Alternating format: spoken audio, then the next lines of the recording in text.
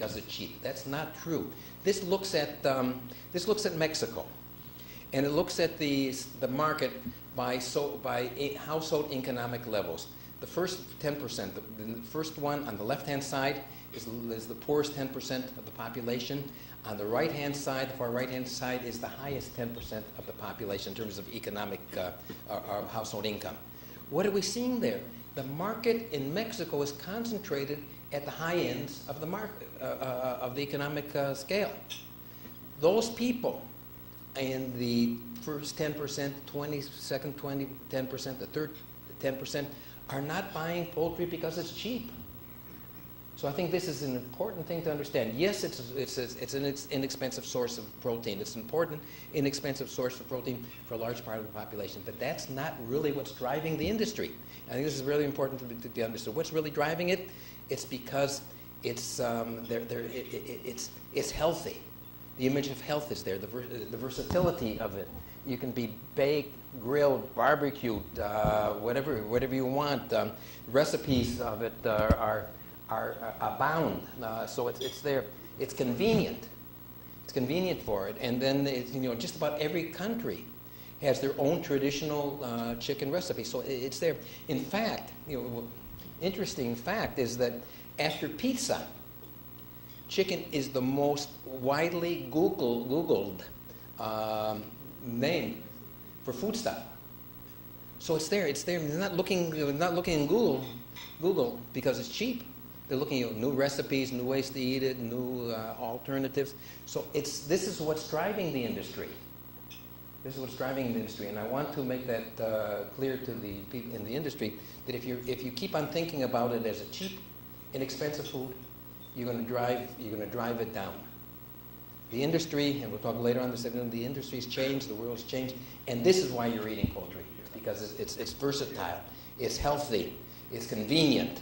This is what makes it interesting. The other thing, then, again, explaining what's going on. This is from Mexico. Again, this is, some of you know the company Bachoco, which is the largest company in the country. The company has developed products, branded, convenient products. If you look at it closely, all of these products happen to relate to traditional ways that we eat chicken in Mexico.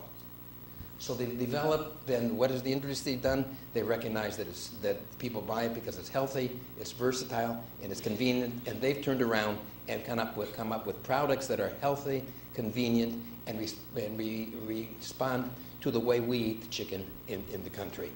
And if that's not enough, there's more chicken eating opportunities. The growth of the fast food industry.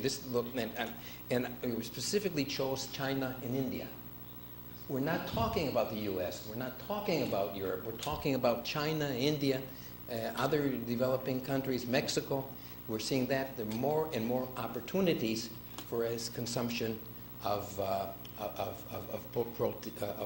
poultry. So these are the things that are really driving it. So what does this mean? We want to finish up. What does it mean? I think that the animal protein industry has enormous opportunities ahead as it moves forward to feed a growing population. Within the animal protein industry, poultry will not only close the gap, but at a worldwide level, it's going to overtake pork as the leading source of animal protein. And then in the Caribbean region, everything points to the fact that poultry will continue to be the leading source of animal protein, leading source of protein in terms of the diet of the people in this region. Now, all of this doesn't come by magic. It doesn't come easy. And I think that what this means is that producers will have to be more attuned to consumers' needs and concerns. You just can't keep on producing just to produce. You've got to be in tune to what consumers want and how they want it. Investment in productivity and sustainability will need to take place. I think much more investment will need to take place. Again, worldwide, we've seen a slowdown in productivity. We've got to see more investment in productivity and definitely in sustainability. Related back to the first point, this is what consumers are looking for. And finally, we've heard that from Mr. Gurul. Government will have to develop and implement policies that facilitate and encourage the growth of that industry. So, concluding, I think that the future is bright. The opportunities are there. Now it's up to you all to decide which path you're going to take. Thank you very much.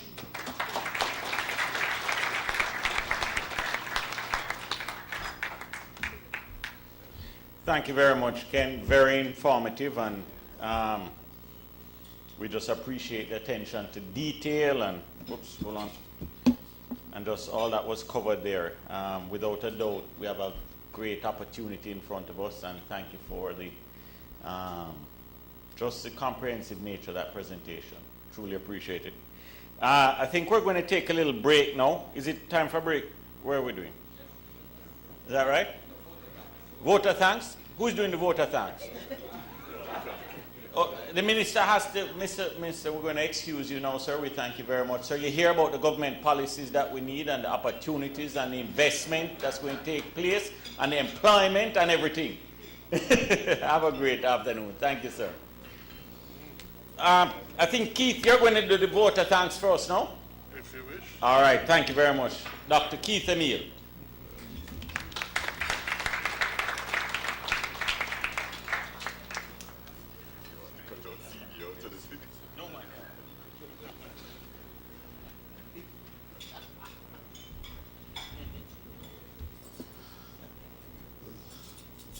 Well, thank you all, Mr. Chairman. You've been doing a good job. I'd like to start by thanking the speaker because he's been so comprehensive and has reminded us that we in our small islands are part of a global economy, and that's important to remember, that we don't exist just here in the Caribbean, but what happens internationally affects us. In fact, I've been told that the reason why humans have been able to dominate the world is because we have learned to eat our competition. And the fact that we have an obsession, we have been told that worms will get us in the end, but it looks like we plan to get our own back on them before they get to that stage. The next thing clearly is we need to admit that it's not men, and we have a lot of roosters in the room, it's not men, but women who rule the world. And women are not going home to cut up any cold chicken or peel any yam and bananas. And you see the trends towards highly finished foods and away from root crops and so on to animal protein. So women again are leading what's happening, and the men will follow humbly behind them. But I must thank a number of persons who have made all this possible. I really like you to note, CB and JB, we sit beside each other and we even laugh at each other's jokes, so that it's not true that we are hostile people to each other. We can be civilized. And JB has done a really good job today in hosting this part of the function, and we thank them for it sincerely. We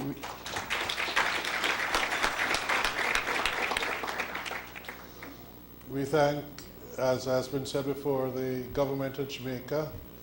They're very sympathetic to our cause. They, after all, have a lot of politicians amongst them, and we have a lot of voters, so they better understand that they should be kind to us. And so we thank them for their inputs. Industry and commerce, so we thank you. They are very interested in how we relate internationally, and it comes up all the time when we're going to go and realize that the world doesn't end at the beach, but there are other countries beyond, and we're going to overcome this and relate and interact with each other to the benefit of all.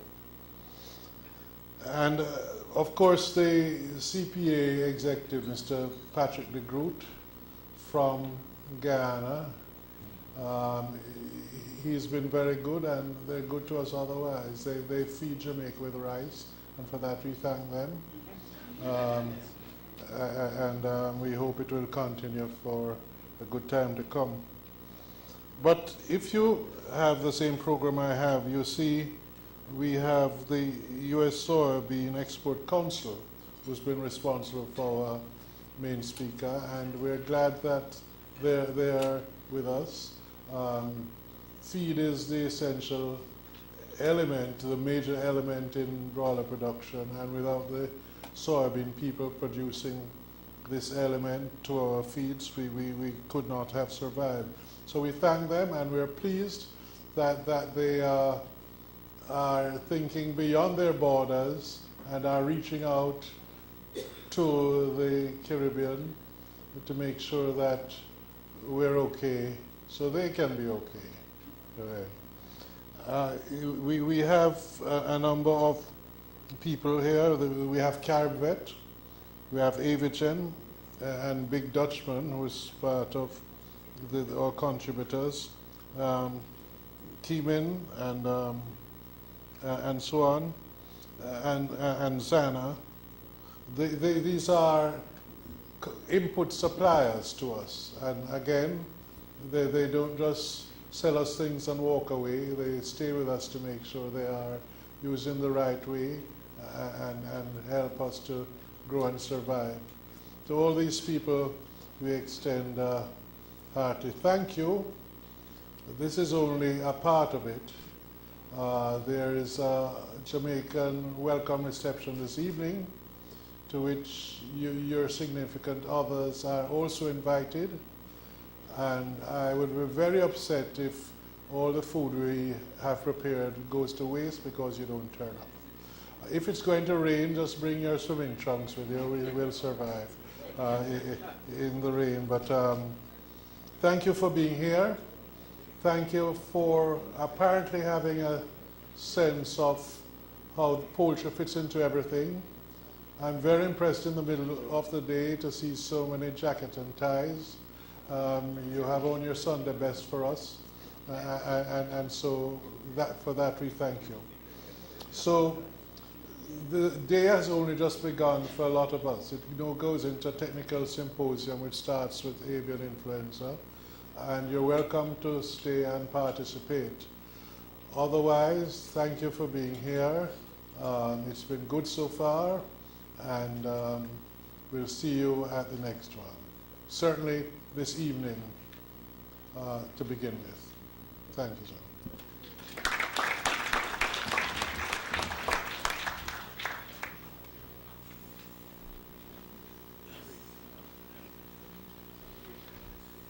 I think what we have now, guys, is about a 15-20 minute break, and then we're going to get into the technical sessions so we can stretch our legs and kind of get the blood flowing again.